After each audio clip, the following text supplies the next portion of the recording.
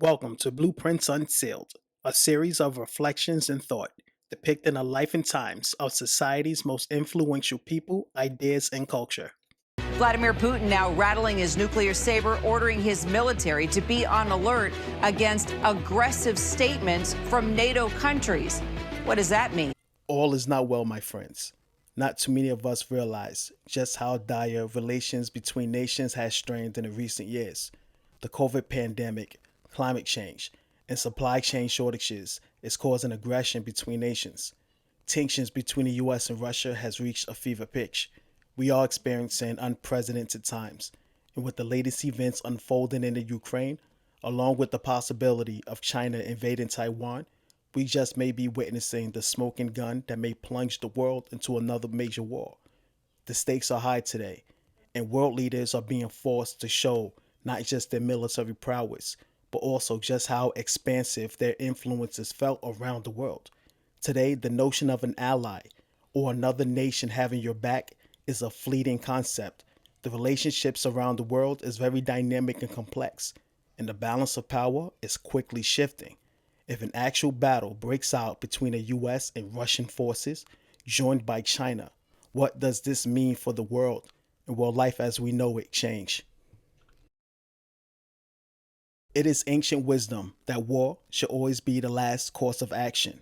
War accomplishes nothing but devastation and destruction, and its consequences are irreversible. People die, infrastructure is reduced to rubble. However, when you begin to consider the consequences of war, you may soon realize that war doesn't really resolve conflicts. In fact, it weakens both sides, and more importantly, it crushes the ability of the losing side to resist the changes imposed by the victors. In short, war can be thought of as a transitioning period. After weeks of Russia entering Ukraine, the Russian army was finally given the orders to attack. While I imagine that most people thought the situation would have de-escalated, woke up in horror after realizing that Russia did the unthinkable. However, for those who were monitoring the situation more closely, would have drawn the conclusion that this assault was inevitable. Leaders of the free world now have a decision to make, whether they choose to go to war with Russia or witness the hostile takeover of Ukraine. Let's face it, sanctions, embargoes, and restrictions placed on Russia is not enough. This situation is eerily similar to the events that unfolded during World War II, when Germany took over Poland while the world watched. In hindsight, many agreed that the Allies should have responded immediately, and that failure to act emboldened Hitler to progressively pursue other targets. Today, it appears that the actions of Russia has emboldened China to pursue Taiwan. This creates a very unique situation for the US and its allies, because we can't afford to protect both sides, but it gets deeper. Russia may be acting like an outlier, but it's in the market for a friend. He's finding a tentative one in an old foe, China.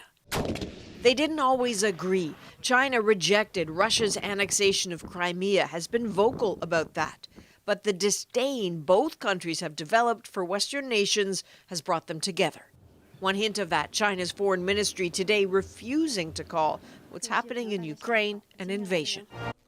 The relationship between China and Russia has been strengthening for some time now.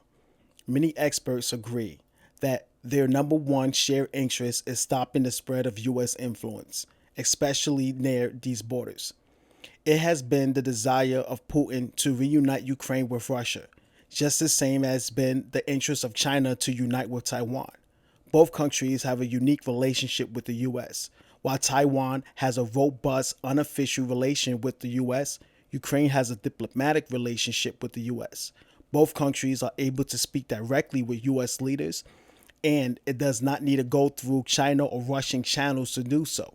Obviously, both China and Russia wants to be the ultimate decision maker, since they view the US as a threat to their national security interests.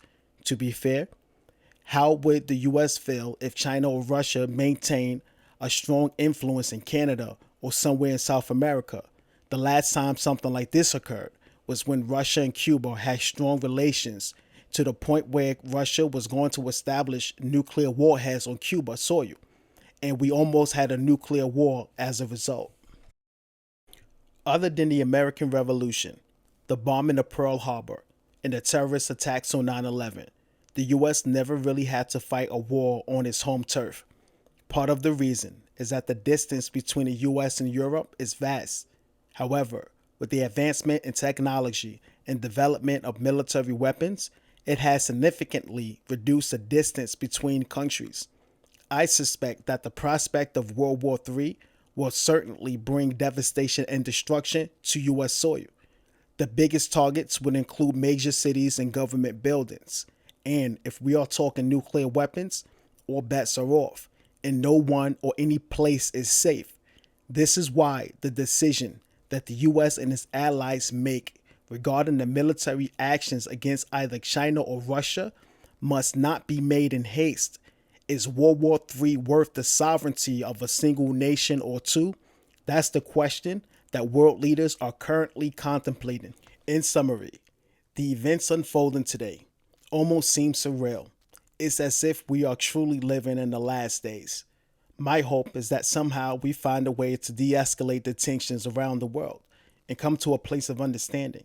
Regardless of how anybody feels about war, you can never fully appreciate the ramifications until destruction is felt and seen at your doorstep. With that, I'm signing off and wishing peace throughout the world. Thanks for watching. Please consider supporting the channel by hitting the like button and subscribing.